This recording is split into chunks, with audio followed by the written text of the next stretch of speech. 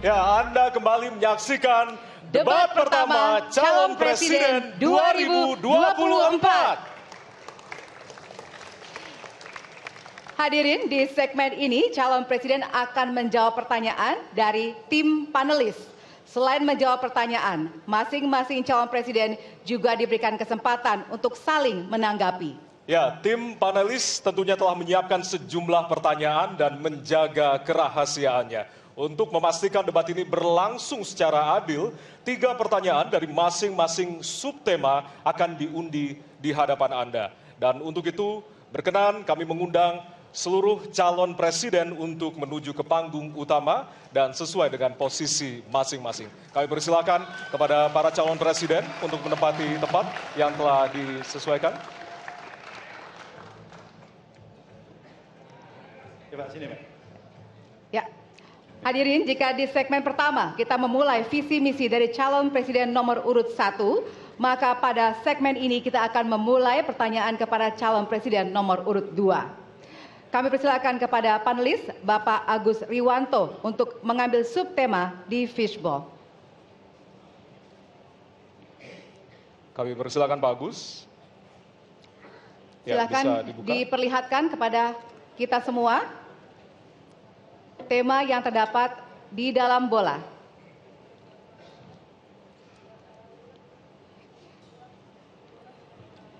Temanya adalah, diperlihatkan kepada moderator, HAM. Baik, kita catat tema pertama adalah HAM. Baik, kami persilakan selanjutnya kepada panelis Bapak Ahmad Taufan Damadik untuk bisa mengambil pertanyaan dari fishbowl. Baik, bolanya bisa ditunjukkan, Pak. Oke, huruf A, artinya itu adalah amplop A untuk hak asasi manusia. Baik, pertanyaan hanya akan dibacakan 1 kali. Pertanyaan untuk calon presiden nomor urut 2 adalah tema HAM, huruf A. Saya akan buka amplopnya Bapak Ibu sekalian, masih disegel.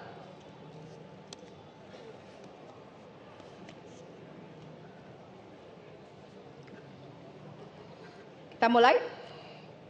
Beberapa tahun terakhir, tren kekerasan meningkat di Papua.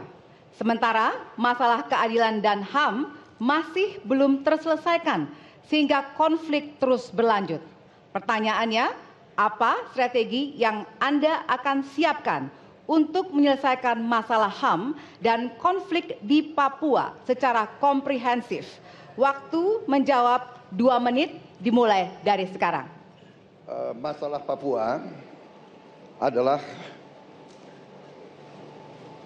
rumit karena di situ terjadi suatu gerakan separatisme. Dan gerakan separatisme ini kita sudah ikuti cukup lama. Kita melihat ada campur tangan asing di situ. Dan kita melihat bahwa kekuatan-kekuatan tertentu selalu ingin Indonesia disintegrasi dan pecah.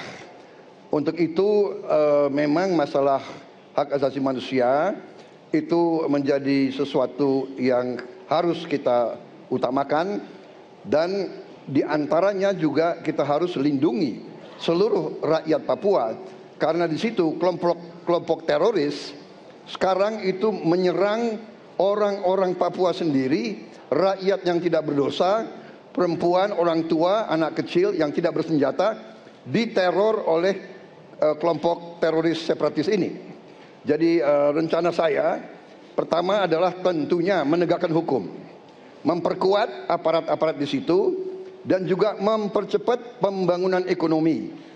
Dan Presiden Joko Widodo adalah presiden di Republik Indonesia yang paling banyak ke Papua. Paling banyak ke Papua. Kalau tidak salah sampai hari ini beliau sudah lebih dari 19 kali ke Papua. Dan peningkatan pertumbuhan ekonomi di bawah pemerintah Pak Jokowi yang paling pesat, yang paling tinggi selama sejarah Republik Indonesia. Jadi yang saya katakan, saya akan lanjutkan kita harus membawa kemajuan ekonomi, sosial, services yang terbaik untuk rakyat Papua, melindungi rakyat Papua dari keganasan para separatis dan teroris, dan menjamin penegakan hak asasi manusia. Terima kasih. Baik. Dan selanjutnya, ya. Hadirin harap tenang, ya. Kita lanjutkan. Baik, kami persilakan kepada calon presiden nomor urut 3 untuk menanggapi jawaban dari calon presiden nomor urut 2. Waktu Anda 1 menit, Bapak, dimulai dari sekarang. Terima kasih, tapi menurut saya rasanya tidak cukup, Pak Prabowo. Karena dialog menurut saya menjadi sesuatu yang penting. Agar seluruh kekuatan yang ada di sana, seluruh kelompok yang ada di sana bisa duduk bersama untuk menyelesaikan itu. Itu menurut saya roots masalahnya. Pertanyaan saya simpel saja. Apakah Bapak setuju dengan model dialog yang saya tawarkan itu? Terima kasih. Saya setuju. Terima kasih. Baik. Jadi Bapak Prabowo, kita tahan dulu. Saya mau jawab. Waktunya Bapak merespon nanti setelah mendengarkan jawaban ataupun tanggapan dari paslon nomor 1. Atau terima kasih atas pengertiannya. Harap tenang, harap tenang, harap tenang hadirin, kita akan lanjutkan. Baik, selanjutnya kita akan lanjutkan dengan mempersilakan calon presiden nomor urut 1 untuk menanggapi jawaban calon presiden nomor urut 2. Waktunya 1 menit dari sekarang. Masalahnya bukan kekerasan. Karena ketika bicara kekerasan di Jakarta aja ada 3 pandangan. Ada yang menganggap ini terorisme, ada yang menganggap ini separatisme, ada yang menganggap ini kriminal. Di kita aja di Jakarta ada perbedaan pandangan. Apa masalah utamanya? Masalah utamanya adalah tiadanya keadilan di tanah Papua. Itu masalah utama. Oke? Jadi tujuannya bukan semata-mata tentang mentiadakan kekerasan. Karena damai itu bukan tiada kekerasan, damai itu ada keadilan. Itu prinsip utamanya. Nah, jadi caranya bagaimana? 1. Atas semua peristiwa pelanggaran HAM yang terjadi, dilakukan tindakan penyelesaian hingga tuntas. Oke? Yang kedua, mencegah terjadinya pengulangan dengan memastikan semua yang bekerja di Papua memahami bahwa yang harus dihadirkan bukan tidak ada kekerasan, tapi keadilan. Yang ketiga, melakukan dialog dengan semua secara partisipatif. Terima kasih. Baik, terima kasih. Terima kasih. Dan selanjutnya kami persilakan kembali kepada calon presiden nomor urut 2 untuk merespon tanggapan dari kedua calon presiden lainnya, dan waktu Anda 1 menit, Bapak, dimulai dari sekarang. Benar, saya sangat setuju. Kita harus ada pendekatan dialog. Benar, ya. Dan saya juga setuju. Harus. Tunggu dulu, aku mau jawab.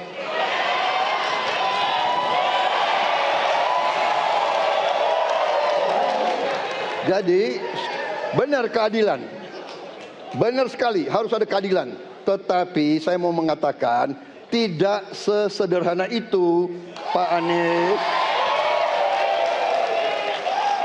Ada faktor-faktor lain, Pak Anies. Ada faktor geopolitik, ada faktor ideologi. Inilah yang masalahnya tidak gampang, ya. Tetapi saya pendapat kita harus tegakkan keadilan. Kita harus dialog. Ini masalah bangsa. Ini harus kita, semua kekuatan harus kita rangkul. Baik, waktu habis, Bapak. Waktu habis, Bapak. Terima kasih. Hadirin harap tenang. Baik. Hadirin harap tenang, kita akan lanjutkan. Hadirin harap tenang, kita akan lanjutkan. Nanti kita akan kasih kesempatan untuk memberikan apresiasi kepada para calon presiden. Baik, selanjutnya kita akan beralih ke pertanyaan untuk calon presiden nomor urut 3. Kami persilakan kepada panelis Bapak Al Makin untuk mengambil subtema di fishbowl. Kami persilakan kepada panelis.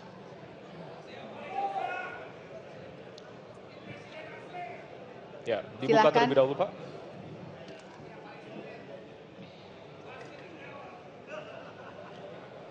Diperlihatkan kepada moderator dan hadirin pemerintahan dan peningkatan layanan publik. Baik, dan selanjutnya kami persilakan kepada panelis Bapak Bayu Dwi Anggono untuk mengambil pertanyaan dari Fishball. Kami persilakan, Pak.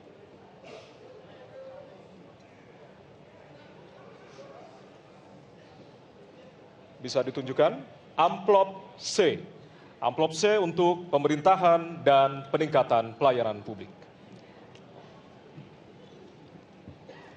Baik, untuk calon presiden nomor urut 3. Pertanyaannya adalah tema pemerintahan dan peningkatan pelayanan publik. Pertanyaan dari huruf C. Kita lihat bersama, Bapak Ibu sekalian, amplop juga masih disegel. Kita akan buka.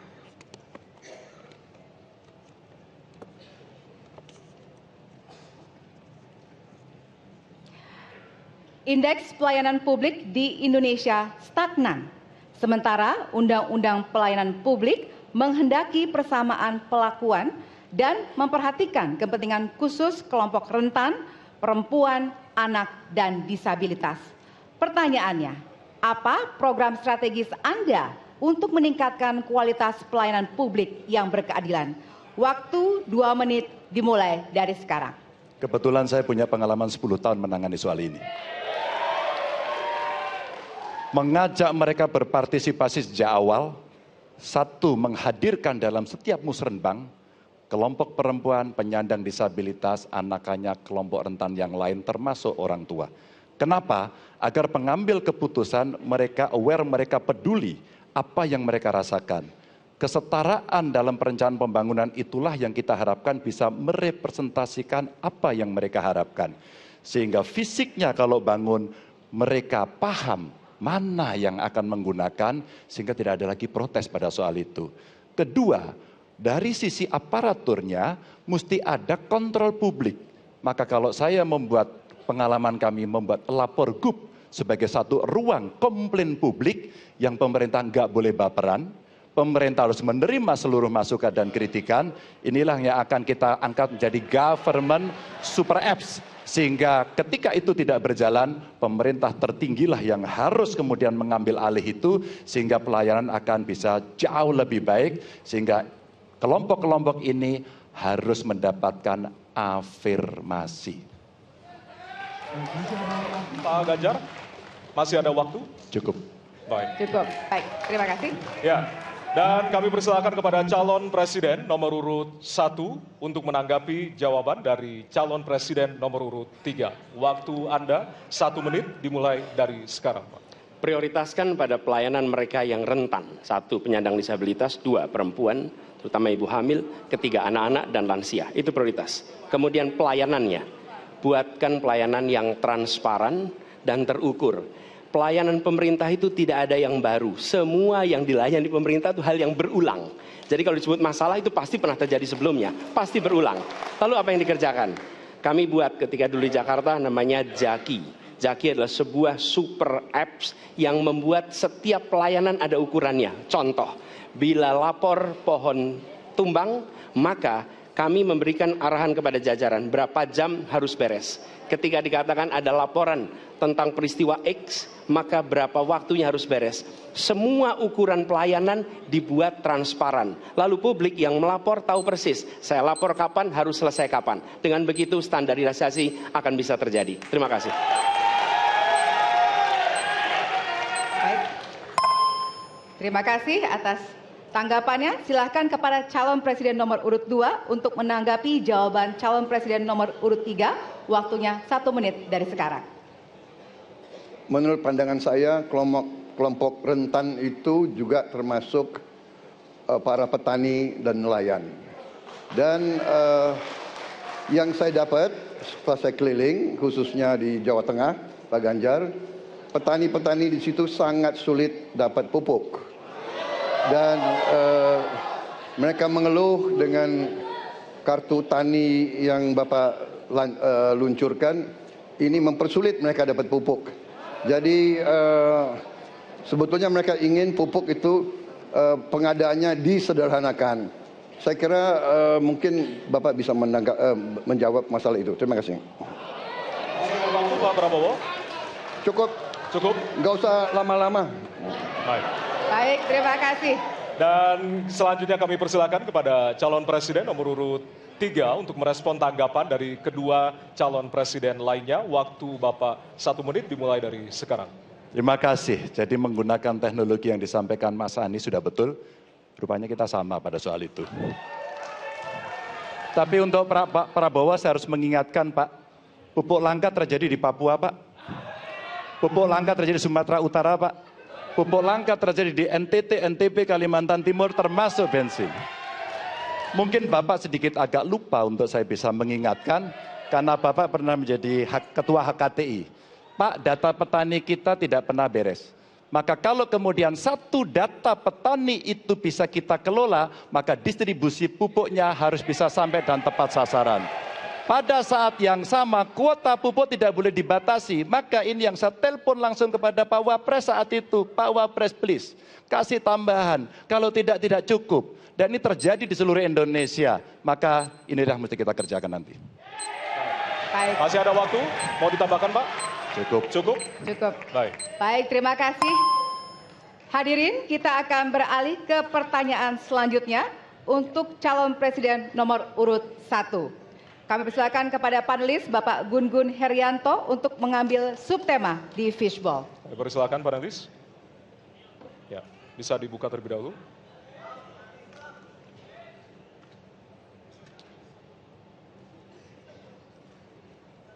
Tema ketiga adalah penanganan disinformasi dan kerukunan warga. Baik, kami persilakan untuk selanjutnya kepada panelis Bapak Hairul Fahmi untuk mengambil pertanyaan di fishball.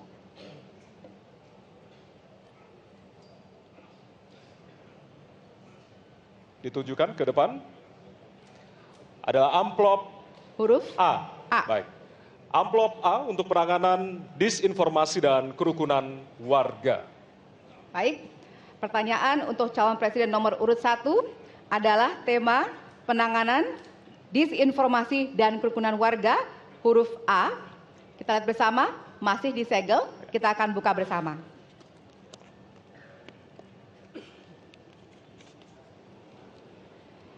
Sejauh ini, masih banyak ditemukan kasus-kasus persekusi, kekerasan, dan diskriminasi oleh satu kelompok masyarakat terhadap kelompok lainnya.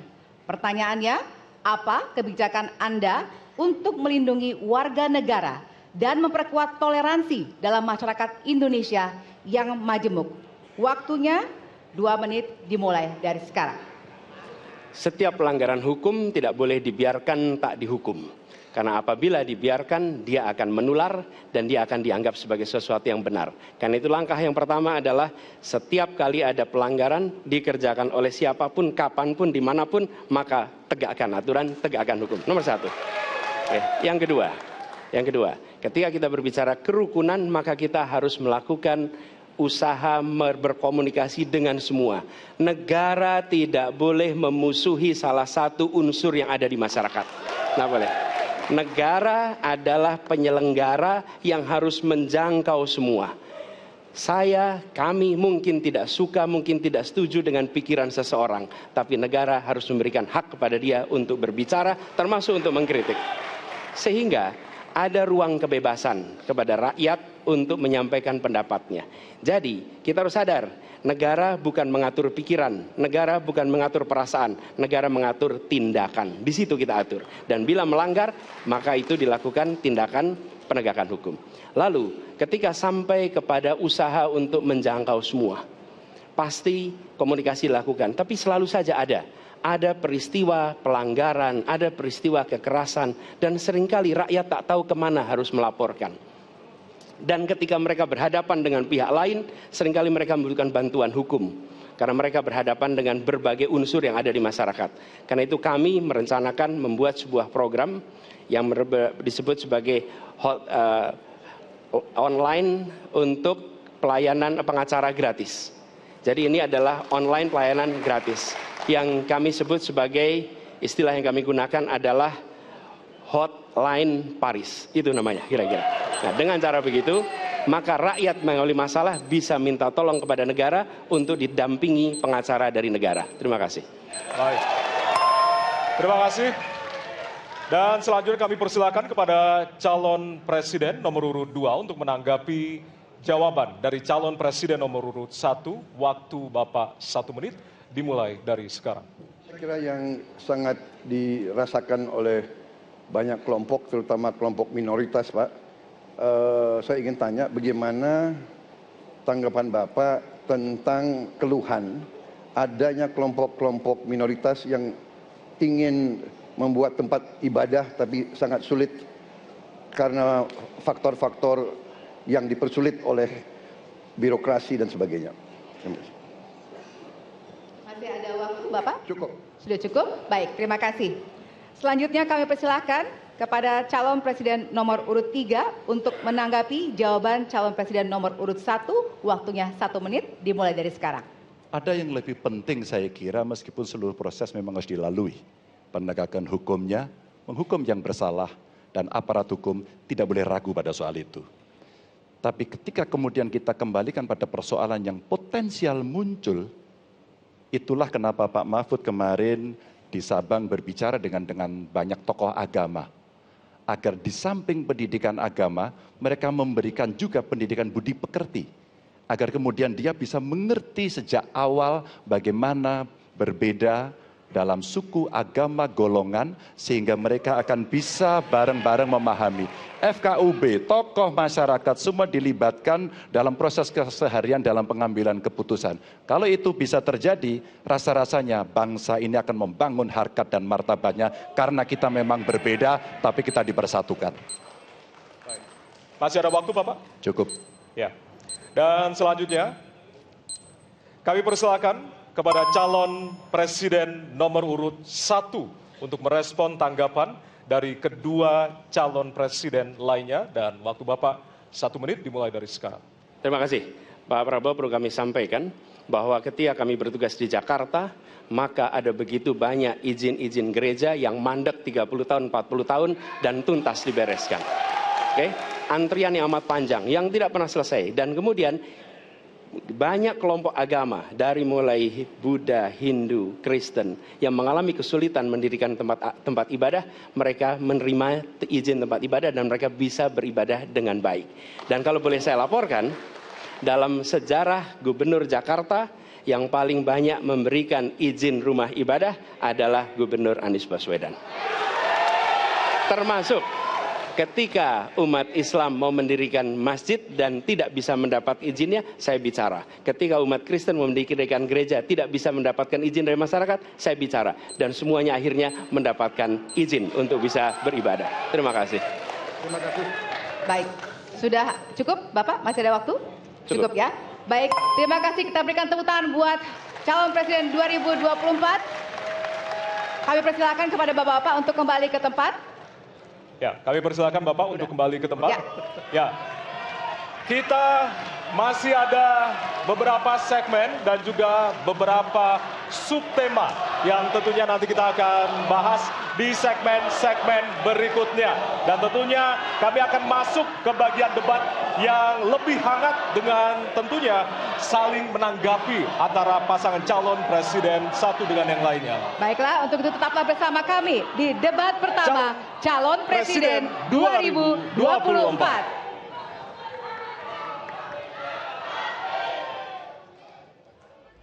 RT. Dulu dicek dptonline.kpu.go.id. Caranya, masukin NIK kamu. Kalau belum terdaftar, datang ke panitia penyelenggara pemilu, baik di tingkat kelurahan PPS, kecamatan PPK maupun kabupaten atau kota. Bawa KTP dan KK. Buat WNI di luar negeri yang datanya belum terdaftar, lapor ke panitia pemilihan luar negeri PPLN setempat. Ayo, datang ke TPS 14 Februari 2024. Gunakan hak pilihmu. Perempuan memiliki hak dan peran yang sama dengan laki-laki untuk memilih dan dipilih dalam pemilu tahun 2024. Representasi perempuan di lembaga politik bangsa akan menentukan kebijakan bangsa Indonesia di masa depan. Ayo, kita jadi perempuan cerdas. Jangan sia-siakan hak pilih kita dalam pemilu tahun 2024.